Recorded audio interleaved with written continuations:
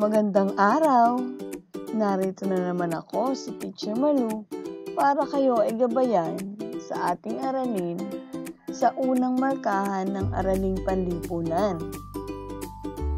Ito ay pinamagatang Pangarap Ko, Ipagmamalaki Ko para sa Week 8 ng ating aralin.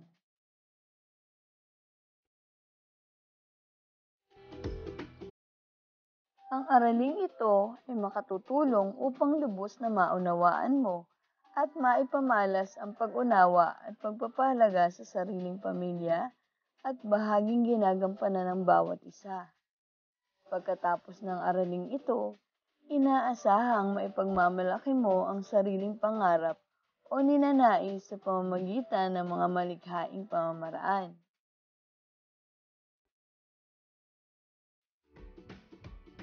Gawain sa pagkatuto bilang isa. Isulat sa iyong kwaderno ang tamang pagkakasunod-sunod ng mga letra upang mabuo ang tamang salita na tinutukoy. Narito ang mga letra na iyong bubuuin. Number 1.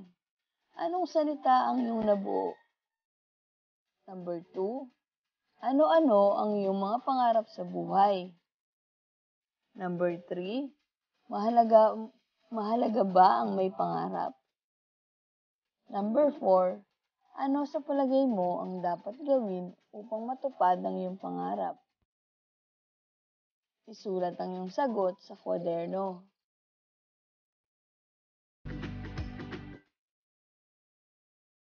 Gawain sa pagkatuto bilang 2. Basahin at unawain mabuti ang kwento. Ang pamagat ng ating kwento ay tungkol sa ang batang masikap. Sa isang malayong lugar ay nakatira ang pamilya ni Amy. Mahirap at salat sa maraming bagay ang kanilang pamilya, kaya sa mura niyang edad ay tumutulong na siya sa kanyang mga magulang.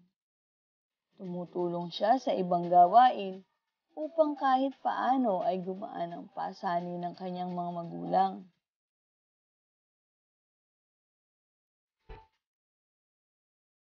Maging sa pagtatanim sa bukid ay katulong na siya ng kanyang nanay at tatay. Sa kabila ng kanilang kahirapan, ay masayahin at positibo pa rin ang pananaw ni Amy sa buhay. Hindi siya nawawala ng pag-asa na balang araw ay magiging maayos at maganda rin ang kanilang buhay. Kaya laging niyang sinisikap na makapasok sa paaralan.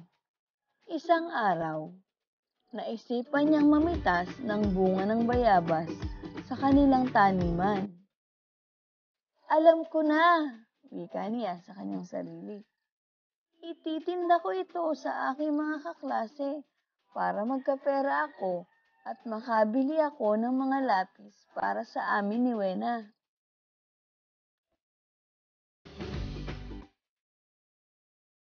Pagdating ng recess, ipinakita niya ang dalang mga bayabas sa kanyang mga kaibigan at inalok ang mga ito. Agad naman itong binili ng kanyang mga kaibigan at mga kaklase, kaya naubos ito kaagad. Tuwang-tuwa si Amy dahil makakabili na siya ng lapis para sa kanilang magkakapatid na hindi na kailangan humingi ng pera sa kanilang mga magulang. Masayang masaya ang mga magulang ni Amy dahil kahit sa murang edad niya ay nakakagawa na siya ng paraan para makuha niya ang kanyang gusto at kailangan.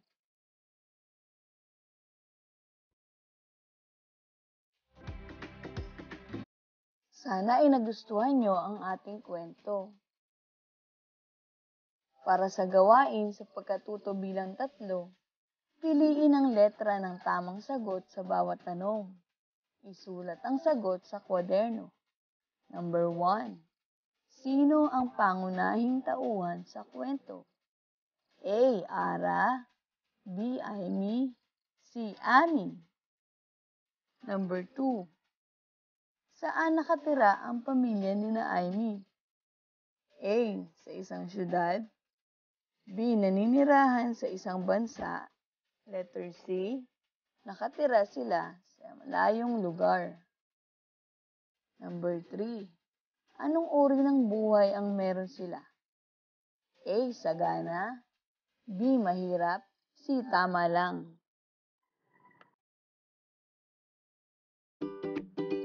Number 4. Ano ang naisipang gawin ni Amy upang makabili siya ng lapis para sa kanilang magkakapatid? A.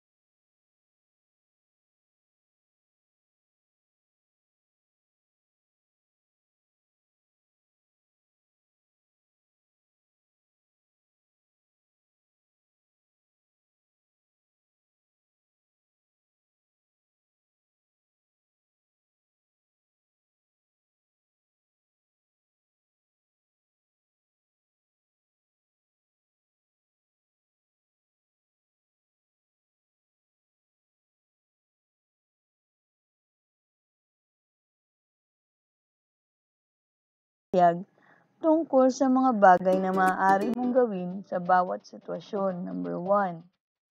Si Rosel ay nangarap na maging isang mahusay na pintor. Gusto niya na makilala siya sa larangang ito. Paano niya maipagmamalaki ang kanyang pangarap? A. Mananahimik na lang. B. Lilikha siya ng magagandang obra. C. Gagayahin ang ginawa ng iba. D. Hindi na lang gagawa.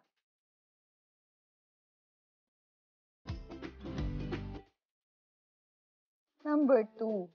Si Isay ay isa sa mahusay na mag-drawing sa kanilang klase. Paano niya ito na ibabahagi sa kanyang kaklase? A. Tumigil na lang sa pag-aaral. B. Sumama sa mga kaibigan sa labas. C. Maghanap agad ng trabaho kahit hindi nakapag-aral.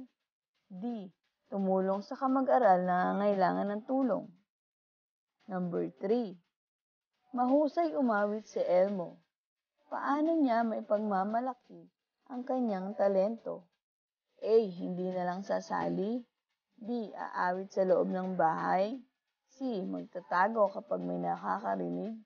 D. Sasali sa patimpalak sa kanilang barangay.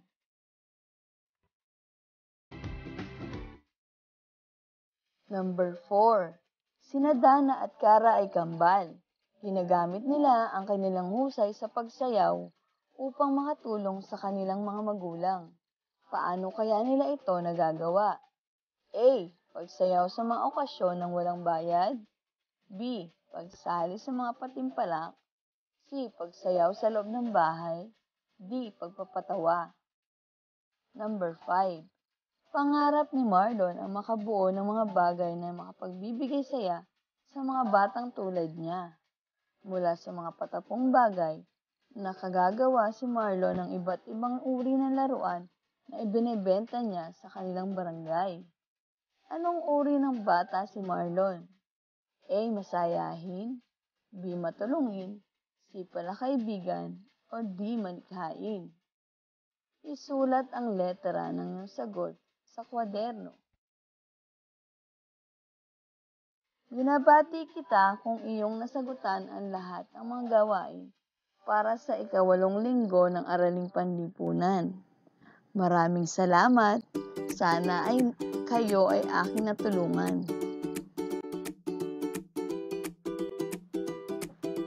Ang bidyong ito ay ginawa para sa aking mag-aaral, para sila ay gabayan sa pagsagot ng module sa panahon ng pandemyang COVID-19. Maraming salamat po.